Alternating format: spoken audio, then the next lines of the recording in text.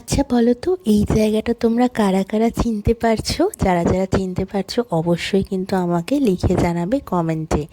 এই যে এই রেল লাইনটা পার করলেই কিন্তু আমরা চলে এলাম মায়াপুরের একেবারে সীমানায়।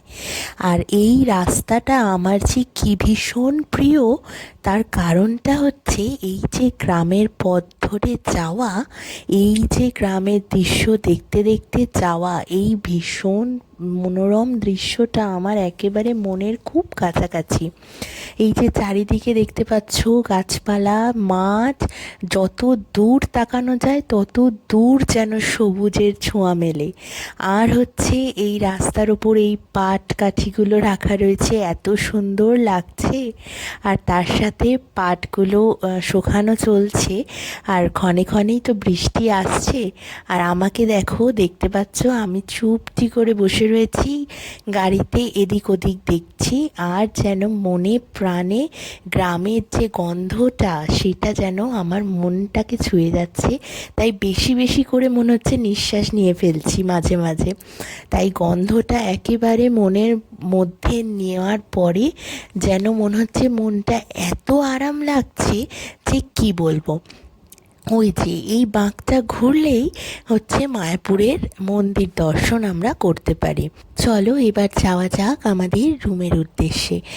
তো এখানে কুপন কাটা চলছে 3 দিনের। গাড়ি রাখার যে জায়গাটা রয়েছে, 3 দিনের জন্য 150 টাকা নিল কুপন কেটে। আগের বার যখন আমরা এসেছিলাম তখন না এই নামহট্টতে ছিলাম, তোমাদের সাথে তো শেয়ার করেইছি।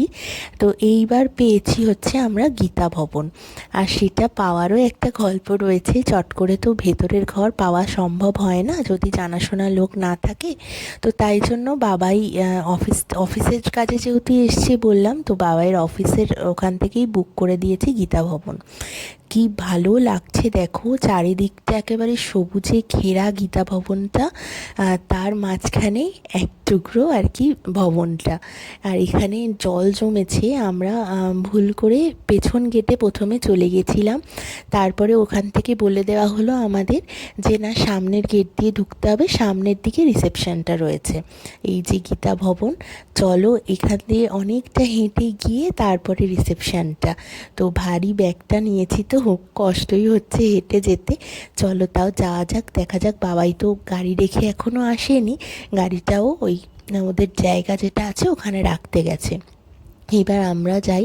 এখান থেকে না ভেতরে আর ঢুকতে ইচ্ছা করছে না, এত সবুজের মেলবন্ধন বাইরেটা যে কি বলবো। আর আজকের ওয়েদারটা তো এত ভীষণ সুন্দর যে বাইরে থেকে আর মনে হচ্ছে না ঘরের মধ্যে ঢুকি। তো রিসেপশানে এসে আমাদের কাজটা মোটামুটি হয়ে গেল কমপ্লিট।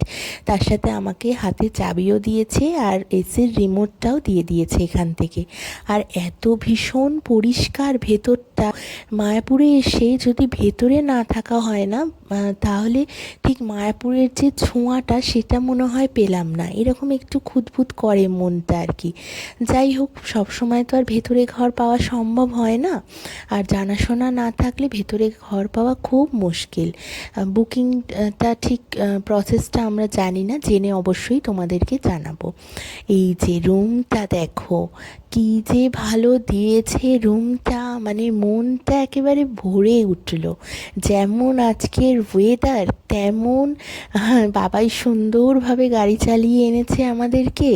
আর তেমনই হচ্ছে রুমটাও পেয়েছি, এত ভালো লাগছে ঢোকার পরে। আর এখানে জল দিয়েছে খাওয়ার জন্য, জলটাও কিনে খেতে হবে না।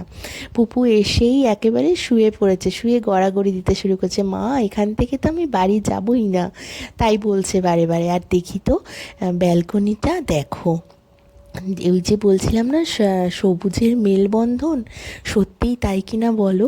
আর এইখান থেকে ব্যালকনি থেকে মন্দির দর্শন করার সৌভাগ্য, এই মানে বিরাট বড় পাওয়া। এইদিকে পুরনো মন্দির যেখানে রাধারানীরা রয়েছেন, আর ওইটা হচ্ছে নতুন হচ্ছে, সেটা তো সবাই আমরা জানি। এই যে মনটা, মানে আমার মুখের হাসিটা দেখে নিশ্চয়ই তোমরা বুঝেই গেছো, খুব খুশি। আর এই যে যেটা মেইন ঘুরতে এসে কোথাও দরকার সেটা হচ্ছে ওয়াশরুমটা যাতে পরিষ্কার পরিচ্ছন্ন হয়। আর এখানে কম্বল দিয়েছি সুন্দর পরিষ্কার একেবারে, ওয়ার্ড্রপটাও সুন্দর। আর যদি কোথাও ঘুরতে এসে ওয়াশরুমটা পরিষ্কার না হয় না, তাহলে মনে হয় ঘোরাটাই একেবারে মাটি হয়ে গেল। আর এই যে তার সাথে আবার দিয়েছে চিরুনি, ব্রাশ, মাজন সবই দিয়েছে। তো পুপু টানাটানি করছে যে আমি নেব, আর মম বলছে আমি নেব, কাঠের চিরুনি তো তাই জন্য। আর এই যে পুপু এখন বলছে টেনে, এইটা মা বেডটা সবাইকে দেখাই। বাইরে শুরু হয়েছে আবারও বৃষ্টি, আর বাবাইকে যেতে হবে এখন অফিস। চলো একটু ফ্রেশ